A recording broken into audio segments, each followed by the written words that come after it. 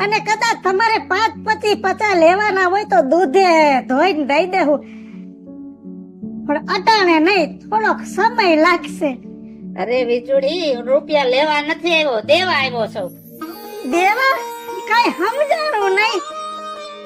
જો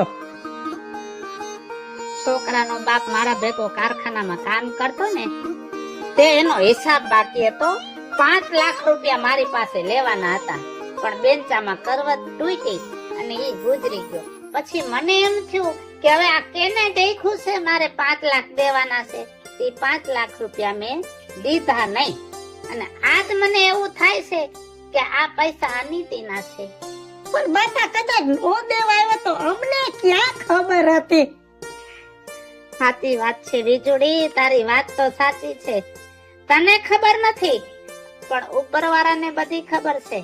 અને જદી આ 5 લાખ નો હિસાબ ઉપરવાળો માંગશે ને, ત્યારે મારી આગલી પેઢી હિસાબ દેવા બેસશે ને તો એનો હિસાબ નહીં મળે.